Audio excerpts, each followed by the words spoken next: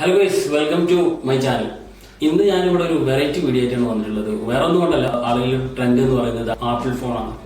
Apple phone ഇപ്പോൾ 2022 last ഇറങ്ങിയത് 13 series ആണ്. കുറച്ച് വർഷങ്ങളായിട്ട് ഞാൻ ആപ്പിൾ പ്രൊഡക്റ്റിനെ കുറിച്ച് എനിക്ക് ഭയങ്കര ഒരു സംതൃപ്തി തോന്നിയിട്ടുണ്ട്. അതിലൊന്നാണിത് ആപ്പിൾ ഐഫോൺ 6. ഞാനിത് ഉപയോഗിക്കുന്നത് തുടങ്ങിയിട്ട് ഏകദേശം ഒരു 5-6 വർഷമായി കാണും. അപ്പോൾ അതിനുശേഷം എനിക്കൊരു ഫോൺ മാറ്റേണ്ടി വന്നിട്ടില്ല. അതിനു മുമ്പ് ഞാൻ ഇപ്പോൾ ഉപയോഗിച്ചുകൊണ്ടിരിക്കുന്നത് ഐഫോൺ 5 ആണ്.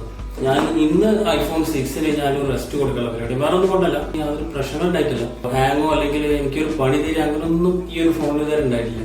എന്തിനു പറയുന്നത് നിങ്ങൾക്ക് കാണാൻ പറ്റുന്ന എനിക്കറിയില്ല. ഈ ആപ്പിൾ ഫോണിന്റെ പുറത്തൊരു സ്ക്രാച്ച് പോലും നിങ്ങൾക്ക് കാണാൻ കഴിയില്ല. അത്രയ്ക്ക് പെർഫെക്റ്റ് ആണ് ഇതിന്റെ വർക്കിങ്ങും കാര്യങ്ങളൊക്കെ. ഞാൻ പറഞ്ഞു വരുന്നത്, എനിക്ക് ഉപയോഗിക്കാൻ ഏറ്റവും കൂടുതൽ ഇഷ്ടം തോന്നിയിട്ടുള്ളതും അതുപോലെ തന്നെ ഏറ്റവും എളുപ്പം തോന്നിയിട്ടുള്ള ഒരു ഫോണാണ് ആപ്പിളിന്റെ ഫോണുകൾ. ഞാനിപ്പോ ഒരു ആപ്പിളിനെ കുറിച്ച് അഡ്വർടൈസ്മെന്റും കാര്യങ്ങളൊന്നും അല്ല. ശരിക്കും വന്നത് നമ്മൾ ഇന്നത്തെ ആപ്പിൾ 13 Pro അതിന്റെ അൺബോക്സിംഗിന്റെ വീഡിയോയെ കുറിച്ച് പറയുമ്പോൾ പറഞ്ഞു മാത്രമേ ഉള്ളൂ. സോ ഗൈസ്, ഞാൻ ജാഫർ. ഞാനിവിടെ നിങ്ങളോട് പരിചയപ്പെടുത്താൻ പോകുന്നത് ഐഫോൺ 13 Proയുടെ പുതിയൊരു അൺബോക്സിംഗ് വീഡിയോ. എന്നാൽ നമുക്ക് വീഡിയോയിലേക്ക് കിടക്കാം.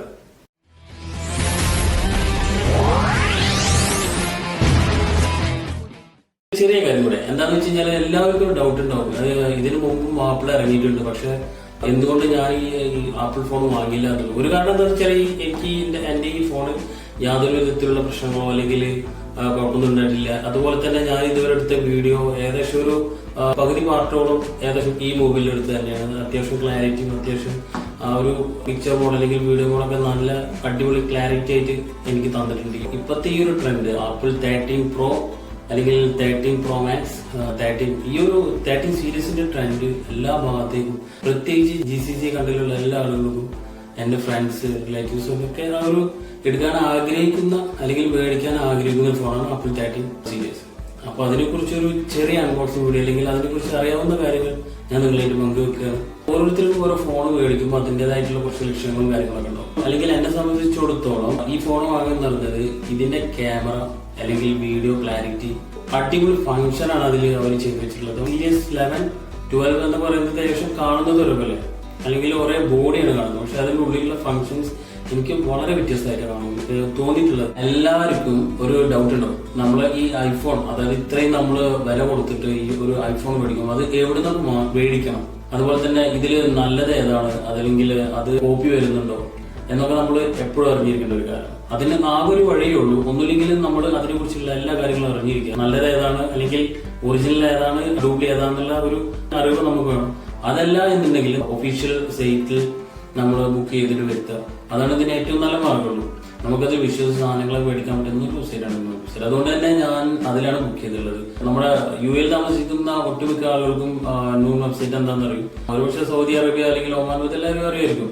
എന്തായാലും നമ്മൾ ഒരു സാധനം മേടിക്കുമ്പോൾ അല്ലെങ്കിൽ ഒരു ഇലക്ട്രോണിക് സാധനം മേടിക്കുമ്പോൾ അതിൻ്റെതായിട്ടുള്ള ഷോപ്പുകളിൽ പോയിട്ട് മേടിക്കുക. അല്ലാന്നുണ്ടെങ്കിൽ നല്ല വെബ്സൈറ്റിൽ നമുക്ക് ലഭ്യമാണ്.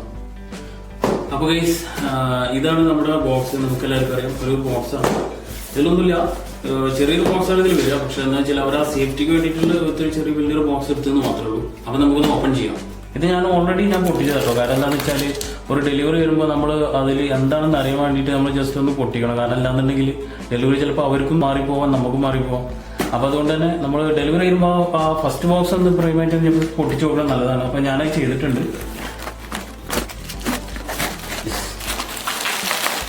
അടിപൊളി. അവർ ശരിക്കും നല്ലൊരു കവറിലൊക്കെയാണ് ഇത് പാക്ക് ചെയ്തിട്ടുള്ളത്. അഥവാ നിലത്ത് വീണ് കഴിഞ്ഞാലും ഫോണിനൊന്നും പറ്റരുത് എന്നുള്ള രീതിയിലാണ് പാക്ക് ചെയ്തിട്ടുള്ളത്. ഒരു പ്ലാസ്റ്റിക് കവറാണ് അതിൻ്റെ മുകളിലുള്ളത്. നമുക്ക് ഇതും കൂടി ഒന്ന് അൺബോക്സ് ചെയ്യാം.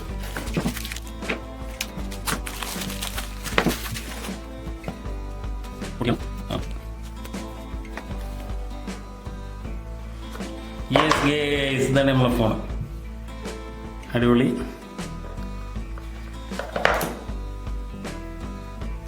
ഇതിന്റെ മുകളിലൊരു പേപ്പർ ഉണ്ട്. പണ്ടൊക്കെ എന്ന് പറഞ്ഞു കഴിഞ്ഞാൽ നമ്മളൊരു ഫോൺ മേടിക്കുമ്പോൾ അതിൽ ശരിക്കും ഇതിന്റെ മുകളിലൊരു പ്ലാസ്റ്റിക് പേപ്പർ ആയിരുന്നു. പക്ഷെ അവർ എനിക്ക് തോന്നുന്നത് പ്ലാസ്റ്റിക്കിന്റെ ഉപയോഗം കുറക്കാൻ വേണ്ടിയിട്ടായിരിക്കും.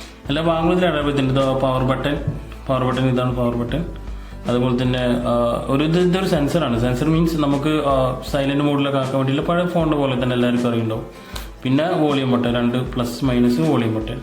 ഇതാണ് ഇതിൽ വരുന്നത്. പിന്നെ ഒരു സിം പോർട്ട് ഉണ്ട്, അതും ഇതിൽ കാണുന്നുണ്ട്. അതിൻ്റെ ഉള്ളിൽ ഇതൊരു സേഫ്റ്റിക്ക് വേണ്ടിയിട്ട് ഈ കവറിൻ്റെ ഉള്ളിൽ ക്യാമറ കുറച്ച് വലുതായതുകൊണ്ട് അവരൊരു ജസ്റ്റ് ഒരു പോർട്ട് ഉണ്ടാക്കി വെച്ചിട്ടുണ്ട്. ഇങ്ങനെ വെച്ച് കഴിഞ്ഞാൽ ആ ഒരു ക്യാമറക്കൊന്നും സംഭവിക്കാതിരിക്കാൻ വേണ്ടിയിട്ട് ഒരു പോർട്ട് ഉണ്ടാക്കി വെച്ചിട്ടുണ്ട്. ഒരു ഡാറ്റ കേബിൾ ഉണ്ട്. ഡാറ്റ കേബിൾ മീൻസ് നമ്മൾ ചാർജ് ചെയ്യാൻ വേണ്ടിയിട്ടുള്ള ഒരു കേബിൾ കിട്ടെ. ഒരു ആപ്പിൾ സ്റ്റിക്കർ,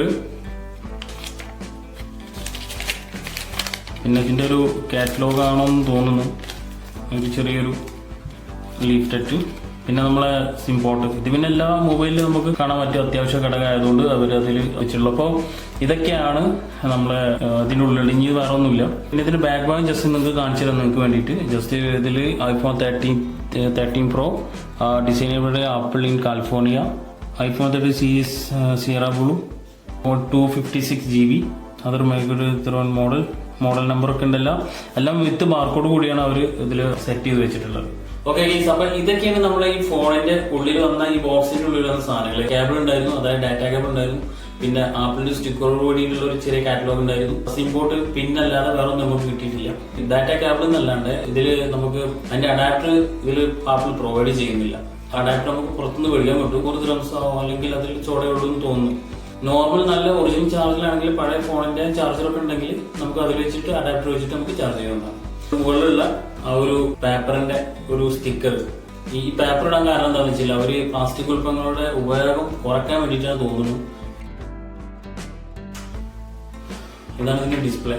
കൂടുതൽ ഫോണിനെ കുറിച്ച് കൂടുതൽ പറയുകയാണെന്നുണ്ടെങ്കിൽ എല്ലാ ഭാഗത്തും നോക്കുമ്പോൾ ഏകദേശം നമുക്ക് ഒരേപോലെയാണ് തോന്നുക.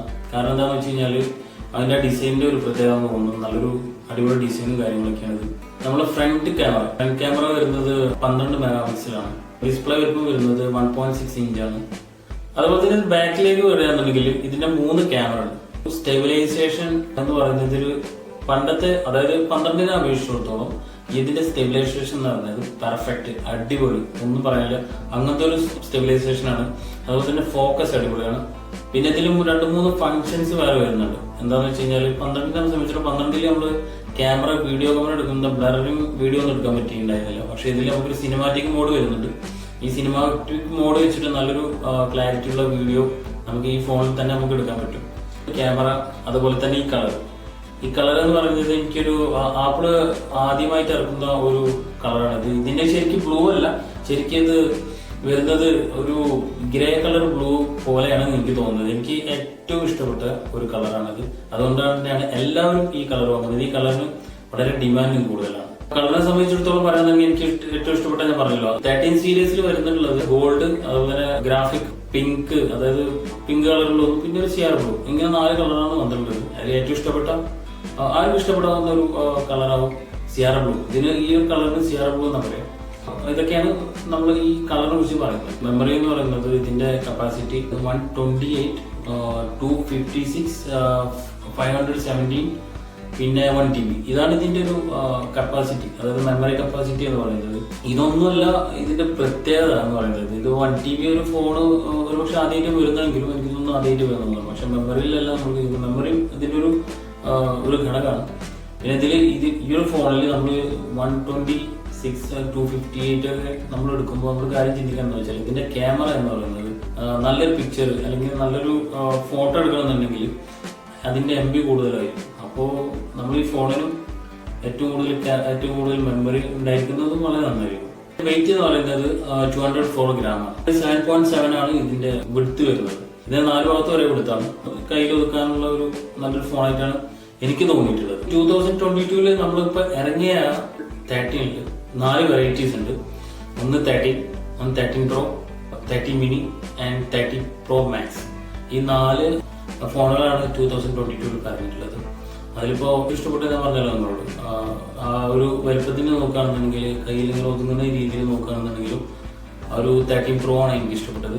സാധാരണ പറയുന്ന രീതിയിൽ പറയുകയാണെന്നുണ്ടെങ്കിൽ നമ്മൾ ഒരു 11 അല്ലെങ്കിൽ 12 വാങ്ങിയ ഒരാള് ഇതിൽ വളരെ പ്രതീക്ഷയോടൊന്നും മേടിച്ചിട്ട് വലിയ കാര്യമില്ല. കാരണം ഇതിൽ കുറച്ച് ഫങ്ഷൻസ് കൂടുതലുണ്ടെന്നേ ഉള്ളൂ. നമുക്ക് സാധാരണ നോർമൽ ഉപയോഗിക്കാൻ വേണ്ടിയിട്ടാണെങ്കിൽ, അല്ലെങ്കിൽ നോർമൽ ഒരു ഉപയോക്താവാണെങ്കിൽ ഒരിക്കലും 13 Pro ഇതിനേക്കാൾ നല്ലത് എന്ന് പറഞ്ഞ് വാങ്ങരുത് എന്നാണ് എൻ്റെ ഒരു കാഴ്ചപ്പാട്.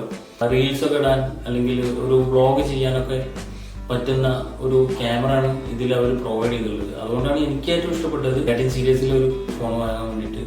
അപ്പോൾ നിങ്ങൾ ശരിക്കും ഒന്ന് ആലോചിച്ച്, നിങ്ങൾ പഴയത് ഉപയോഗിക്കുന്ന ആളാണെങ്കിൽ ഒരിക്കലും നിങ്ങൾ ചേഞ്ച് ചെയ്യണ്ട എന്നാണ് എൻ്റെ ഒരു അഭിപ്രായം. ബാക്കിയെല്ലാം നമ്മളെ ഓരോരുത്തർ ഇഷ്ടമാണല്ലോ. അപ്പോൾ ഗൈസ്, ഇതൊക്കെയാണ് iPhone 13 Proനെ കുറിച്ച് എനിക്ക് പറയാനുള്ളത്. നിങ്ങൾക്ക് ഒരുപാട് കാര്യങ്ങൾ ഇതിനെ കുറിച്ച് അറിയാവുന്നുണ്ടാവാം. ഞാനിപ്പോൾ ഇത് മേടിച്ചു എന്നുള്ള രീതിയിൽ ഇനി ഉപയോഗിക്കാൻ തുടങ്ങിയിട്ടില്ല. ഞാൻ കുറെ റിവ്യൂ ഒക്കെ നടത്തിയെന്നുള്ളൂ. ഈ വീഡിയോകൾ എൻ്റെ ചാനലിൽ വരുന്ന വീഡിയോകളിൽ ഈ ഫോൺ ഉപയോഗിച്ചിട്ടുള്ള കുറച്ച് ഷോട്ടുകളും ഉണ്ടായിരിക്കും എന്നുള്ളതാണ്. കാരണം എന്താണെന്ന് വെച്ച് കഴിഞ്ഞാൽ വീഡിയോസ് എടുക്കുമ്പോൾ എനിക്ക് പലപ്പോഴും തോന്നിയിട്ടുണ്ട് നല്ലൊരു ക്യാമറ, അല്ലെങ്കിൽ ഒരു വൈഡ് ക്യാമറ, അല്ലെങ്കിൽ ഒരു സിനിമാറ്റിക് ക്യാമറ, ഈ കാനോൺ അതുപോലെ നിക്കോൺ പോലത്തെ ക്യാമറകളൊക്കെ കിട്ടണം എന്നൊരു ആഗ്രഹം ഉണ്ടായിരുന്നു. അപ്പൊ ആ ഒരു ആഗ്രഹം ഒരു പരിധി വരെ എനിക്ക് ഈ ഐഫോണിൽ പറ്റുമെന്ന് എനിക്ക് തോന്നുന്നു. ഈ ഒരു വീഡിയോ ഇവിടെ വെച്ച് നിർത്തുകയാണ്. അടുത്തൊരു നല്ലൊരു വീഡിയോ ഞാൻ ഇനി വീണ്ടും വരും. Good bye.